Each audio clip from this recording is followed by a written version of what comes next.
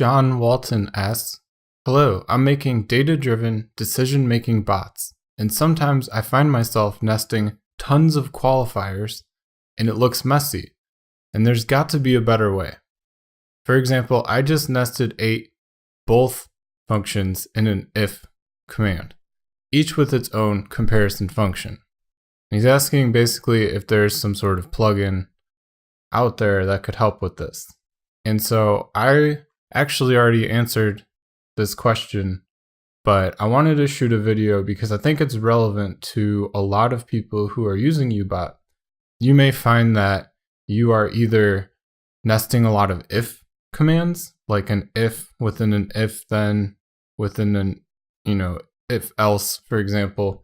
You may have a lot of nested functions, perhaps 3 or 4 or more, inside of the same command, and so on. And so I want to show you a way that you can help reduce that, make cleaner code, and help reduce spaghetti code as well.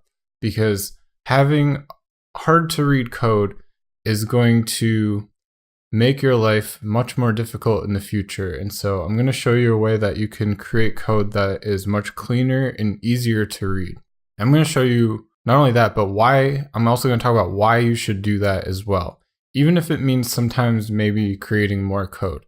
I think that code readability is one of the most important things that people overlook. And I'm going to show you why that's important. So first of all, let's just see what is going on inside of this program. What we're going to do is we're going to set 3 different points, basically an X, Y, and a Z. And we are going to set them all to be a random value between 1 and 100. And all we want to do is check and see if each point is over 50. If all 3 are over 50, we're going to say yes. And if all 3 are not over 50, or if any of them are under 50, then we're going to say no. So first of all, I'm just going to run this to show you that we have 4 different examples, and they all are going to give us the same result. The difference is in how we code them. So we get this no, no, no, no, for example.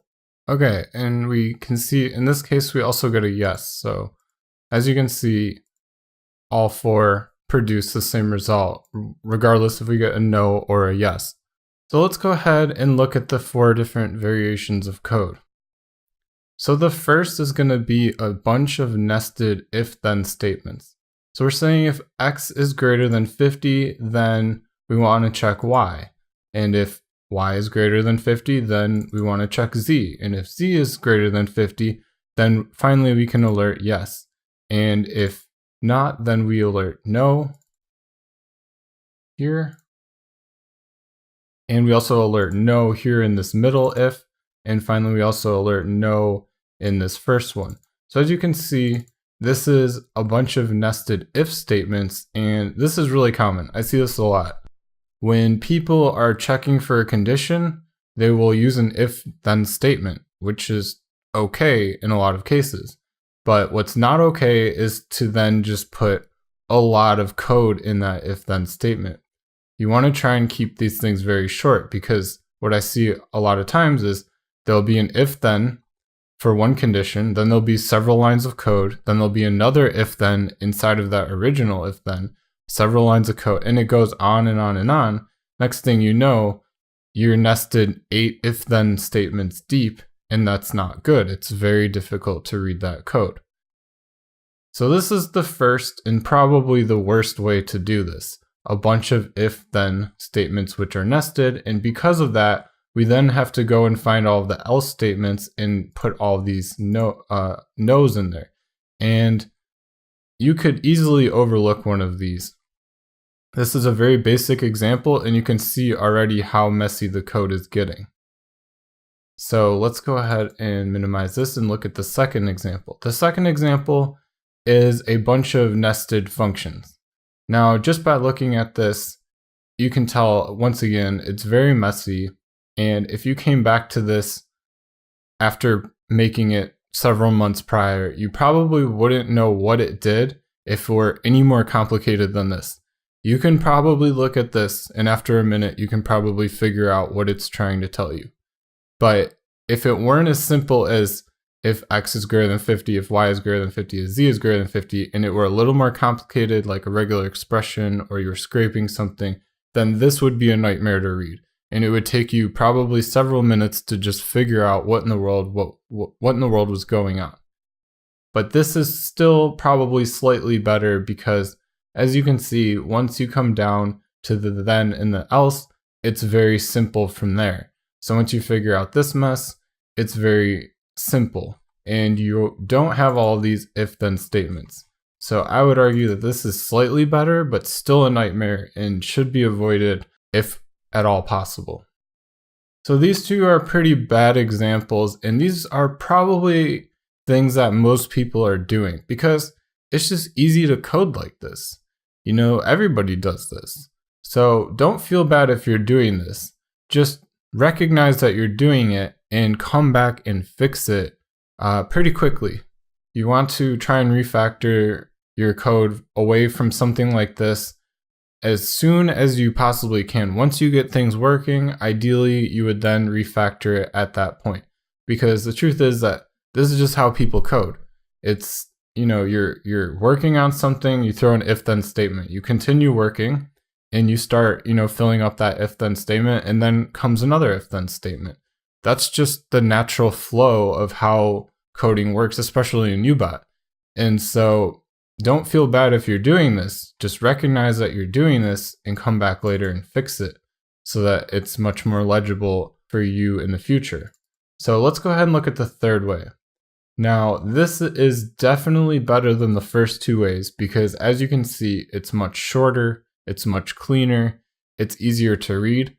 The only real issue with this is that, especially if you don't have code view, you can't really edit it. So you can come into here, and as you can see, you can't edit it. You can edit it in code view.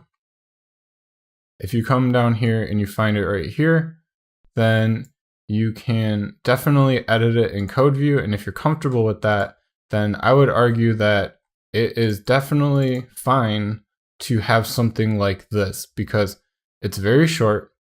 You don't have to scroll this over at all. And it's very easy to read. These are very simple comparisons. You're just seeing, is x greater than 50? Is y greater than 50? Is z greater than 50? I think most people would be able to look at this and say, I know what that's doing. And so I would argue that this is probably okay when it's very short and very clear as to what's going on here. And so if you're doing this and you have code view and you're comfortable editing it and you're comfortable reading it, then I don't see an issue with this. Again, as long as it's about this short. If it got any longer, I would argue that this probably is something you want to start thinking about changing. Now, how should you change this? That's the question. What is the right way to do this? And I'm not going to say that this is like a black and white thing, that this is definitely 100% the way you should do things, and my way is the best way. I'm not going to say that, but I will say that I personally think this is the best way. And so what you could do is you could actually just extract the code out into a function and just simply return true or false. And so in this case, you say if, and then you name the function well, r points over 50. And here are the points, x, y, and z. Then alert yes, else alert no.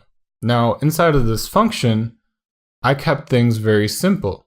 And what I did was I said simply if x is over 50, then do nothing, else return false. And then it says if y is greater than 50, then do nothing, else return false. And if z is greater than 50, do nothing, else return false. And of course, if all of them are greater than 50, then it will return true at the end here.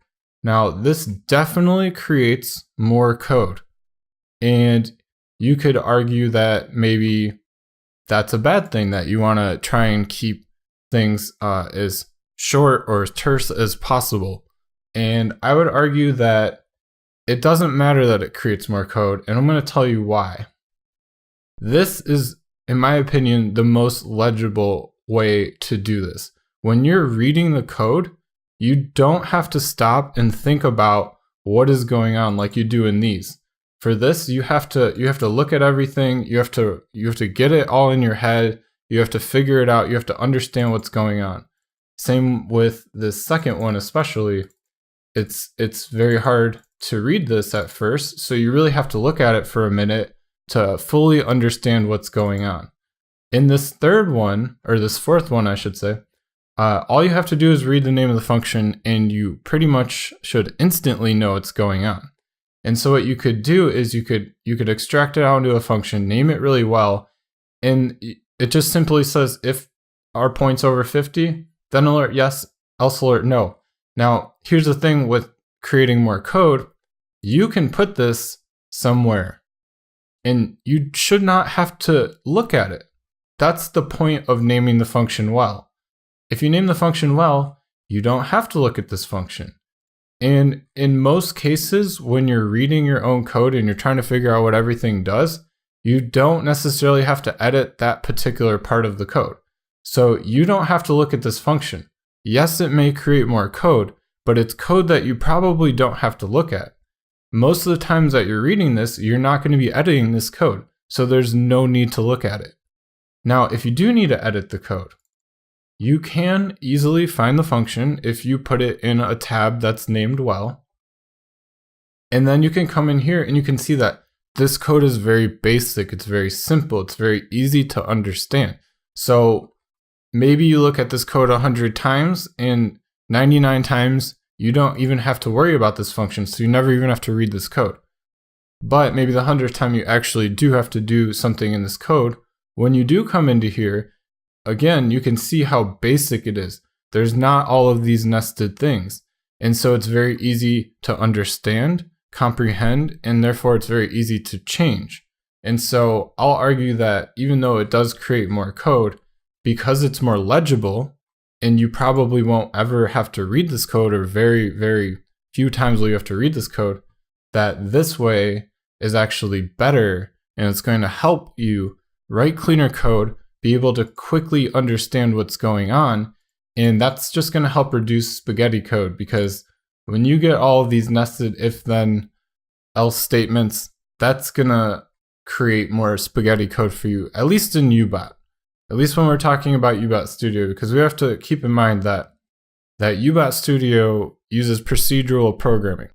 And so by default, there's already going to be spaghetti code. It's inevitable. But we can at least reduce that as much as possible by keeping our code as clean as we possibly can.